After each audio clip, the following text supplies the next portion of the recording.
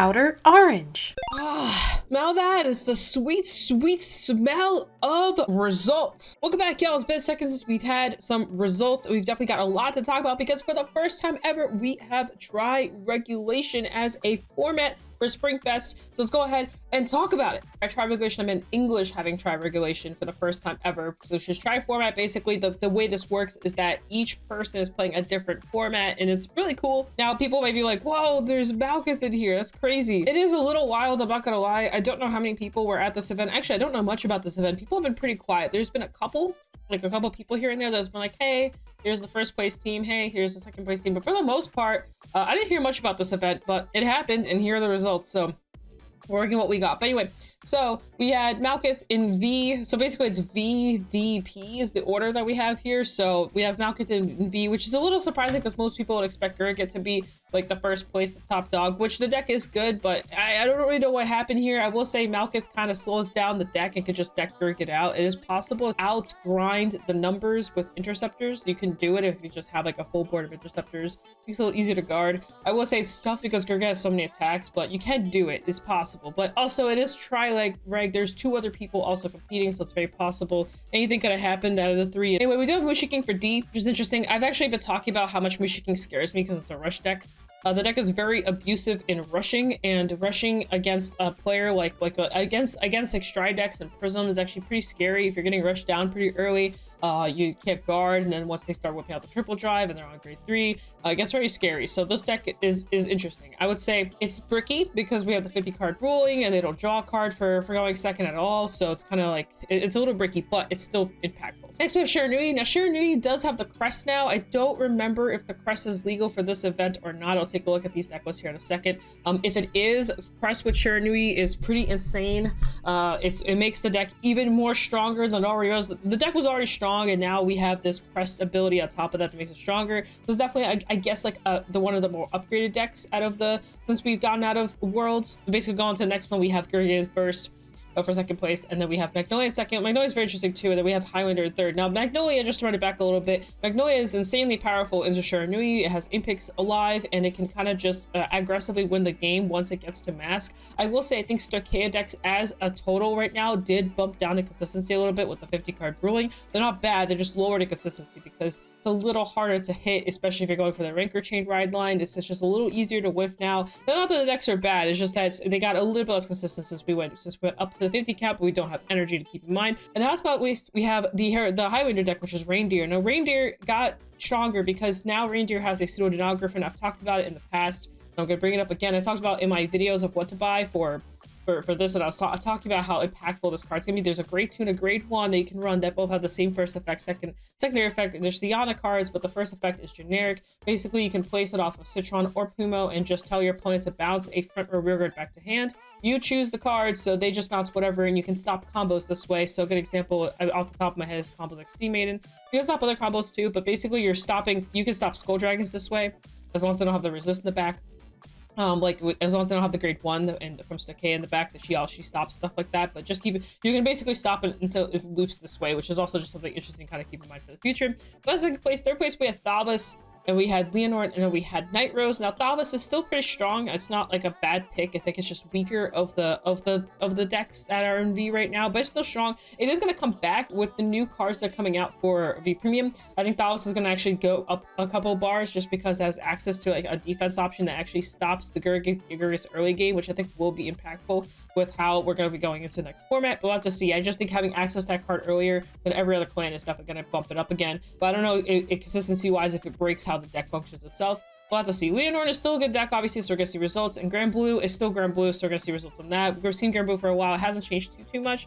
Probably about the same. Last spot, we see fourth place. We have another Gurgit, we have Prism, and we have Highlander. All, again, really good picks. Prism is very impactful. People have been talking about it. I've been bringing it up, especially now with the Ura package you can run. You can deal with Shiranui better. I'll give deck real quick just so people can see sort of what Malphas is doing. It should be about the same from like most decks with maybe like some text here and there. I don't expect to see anything too unusual from what Malphas has already been doing. Some people run like a little bit more aggressive where they put the Feather Palace in. Some run more defensive. Some run that one grade 2 that lets you choose something and wipe it.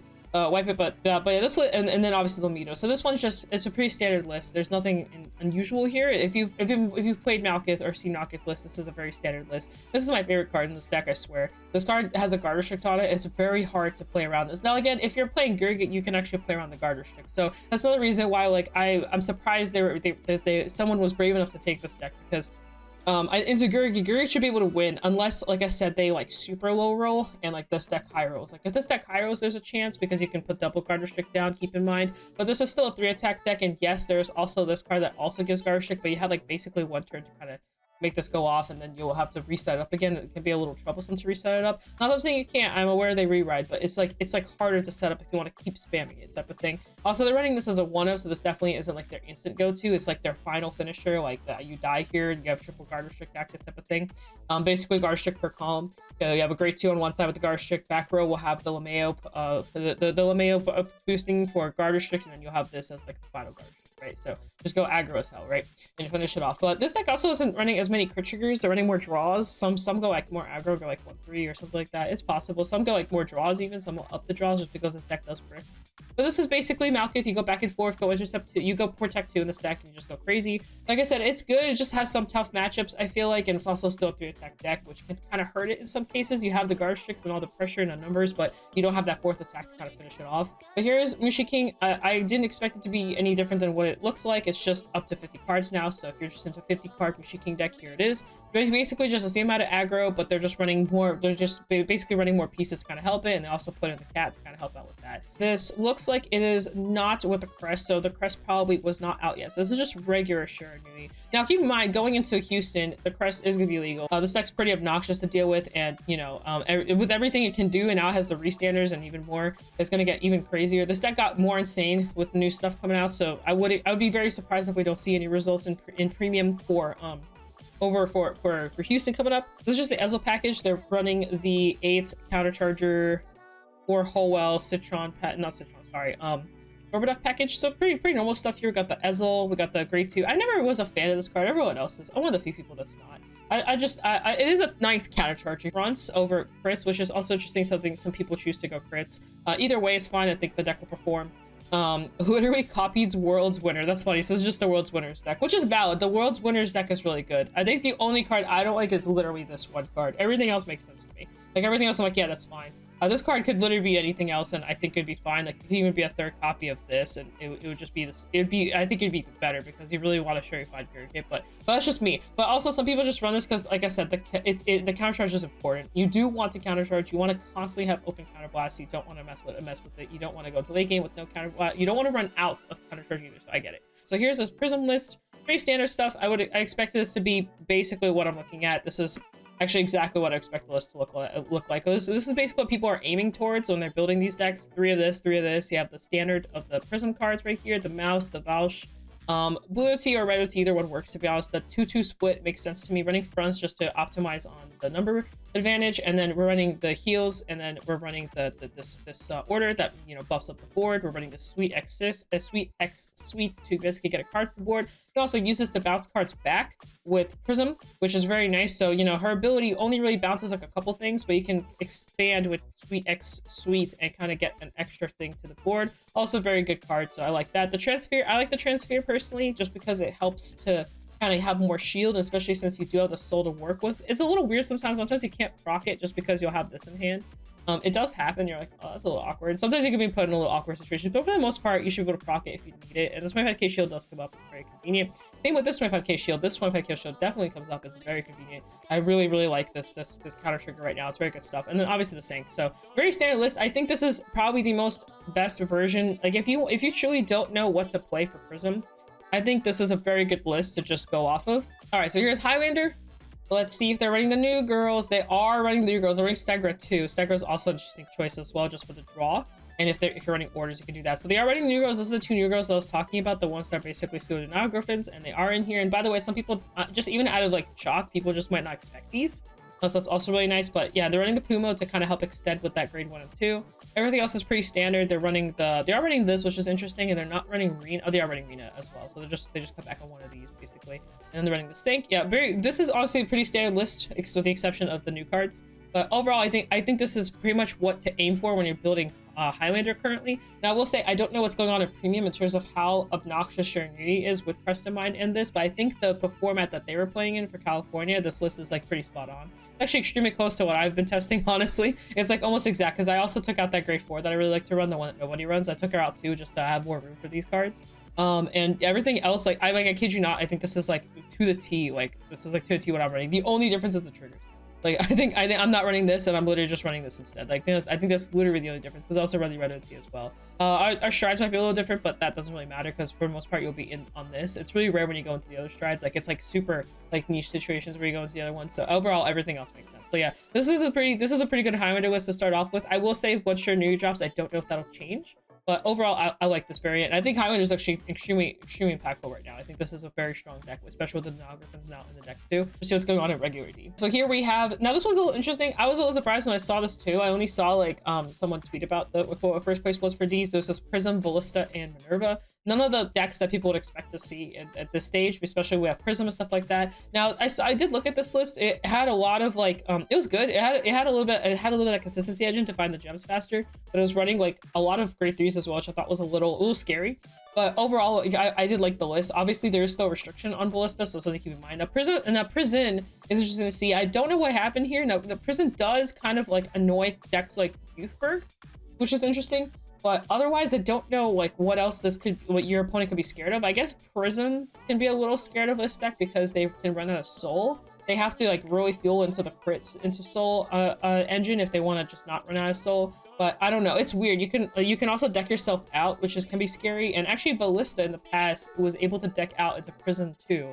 Like there comes a point where you kind of go into a stalemate if you don't kill them in time, and that's also kind of maybe why they chose to run this. I don't know. It was an interesting pick. I think Youthberg is a little scared of this deck too, just because Youthberg isn't running the same cards they used to. But I don't know. I don't know if you can just use Sequana as a way to go play around it.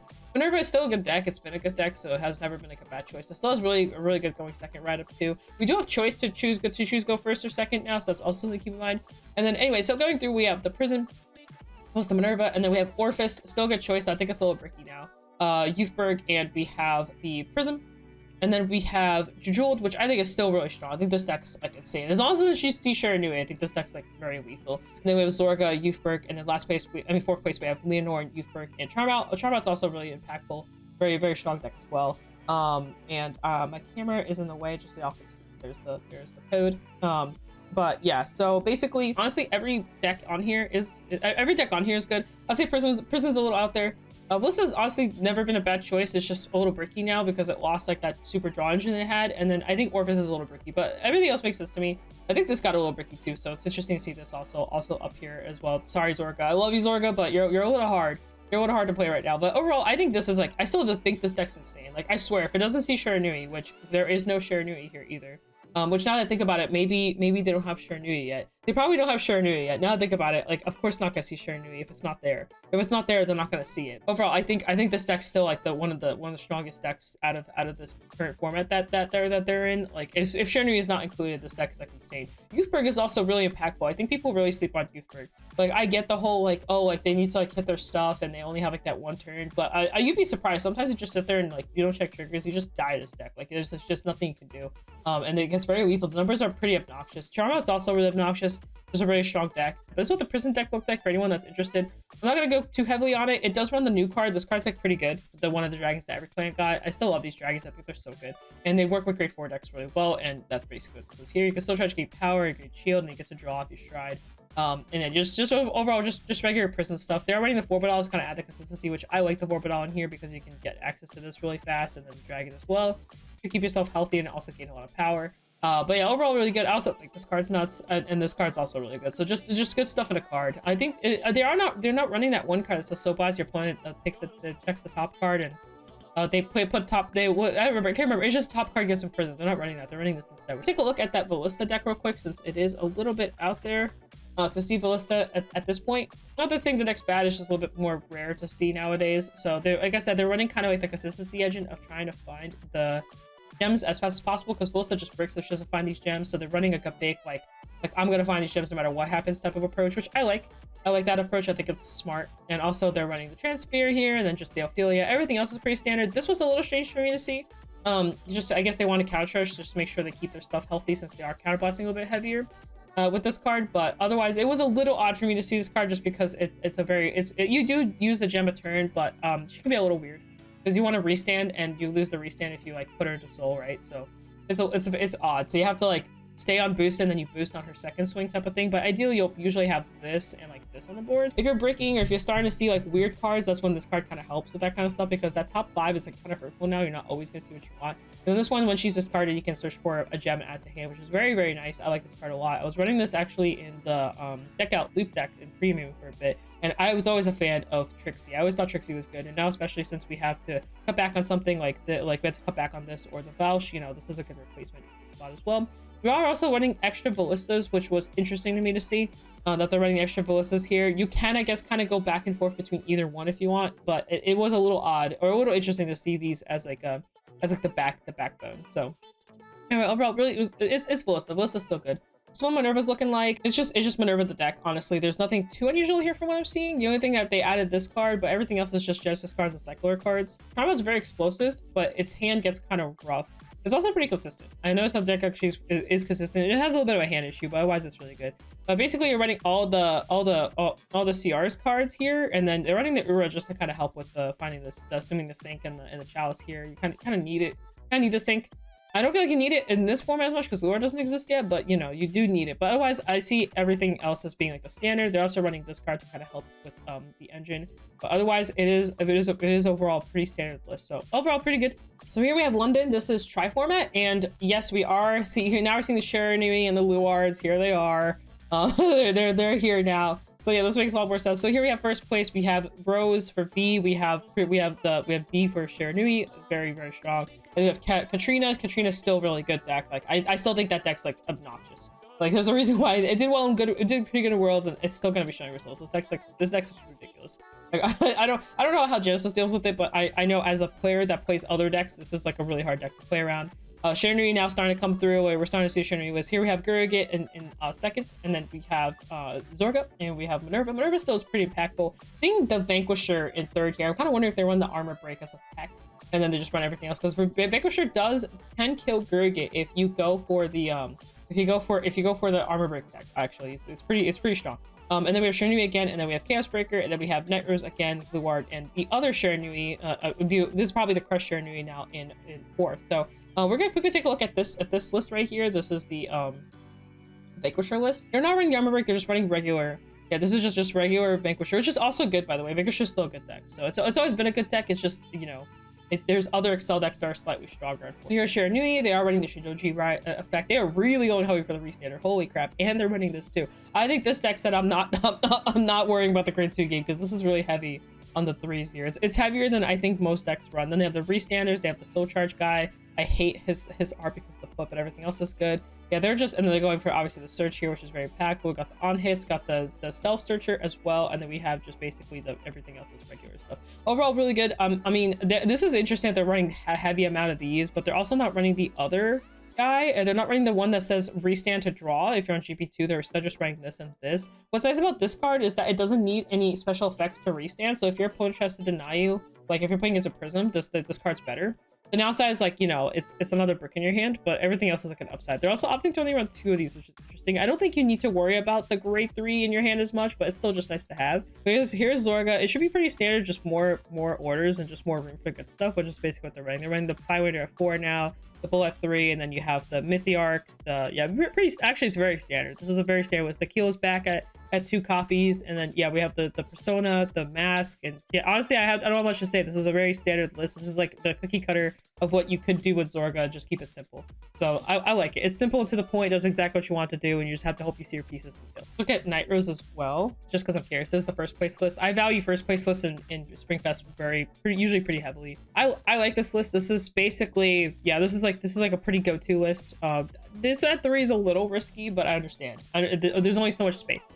We have the one, and then we have the Ride Fixer at 4. Tommy's just for the consistency search for your brain pieces. Jesse for the counter charge. Navigator for the mill. Combat at 4 for the aggression, the draw for the ghost ship. The Cutlass is for more counter charging. And then they said, screw the PGs, we're just going all in. Understandable, have a nice day. Usually, especially since you're usually facing Guri, you don't really care about having the PGs. You don't really need them. If you know you're gonna play Guri, you can just play this and be fine, to be honest. But yeah, otherwise, yeah, just very standard list. We have the Beatrices. Nothing too unusual here. It's for the most part, it's exactly what you expect it to be. The only difference is some run this at 4 and this at 2, but they choose to go the other way around, which is perfectly fine. Either way works. I think the bonus is important, but I also understand cutting it back just to not break early game. So pretty standard list. London's D results, and we're gonna close out here. Now, Greedon is still a very strong deck as well, so we're seeing it here in a second. But in first place, we have Prism.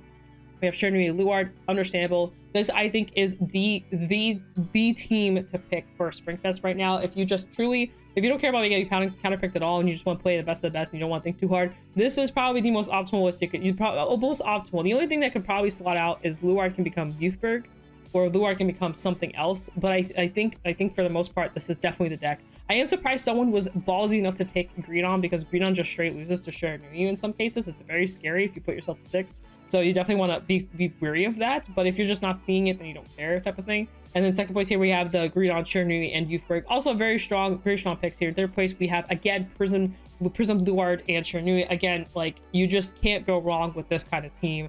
They're all really good decks. I will say, I think Luard's slightly weaker, but Luard has a good matchup into Prism, surprisingly enough. And Luard has a general good matchup. So if you're going for Springfest type of stuff, I think this deck's perfect. I think if you're trying to go for singles, I would avoid taking this deck unless you just really like it. But unless we get the dog. If we get the dog, maybe we can start talking about this deck more. But this deck is good. I think people are sleeping on this deck. I slept on this deck early on when I first played against it. I was like, wow, this deck kind of feels bad. But then I played a good player on it, and I was like, oh, never mind. This deck's like actually insane. I figured out very quickly that I was wrong. I was like, wow, okay, like a good player on this deck is actually very scary. Fourth place was just Bastion, Shiranui, and Zorga. I do think out of the 4, this is definitely the weaker team. I think at this point, like, you should at least have one Prism, but again, people can also have fun. It is still Springfest, but still really good choices here. I think Bastion I think grade 4 decks really hurt against Shiranui, but you'll notice that Shiranui for the most part was in the B slot here. So but I bet this person might have just avoided it, but because they get triple drive, it kind of hurts you even more. So you kind of have to kill or hope you kill. Bastion is a good deck, don't get me wrong, but I will say into Shiranui it struggles more, and most grade 4 decks will struggle to Shiranui more than you would want to expect it to. That's just how it is.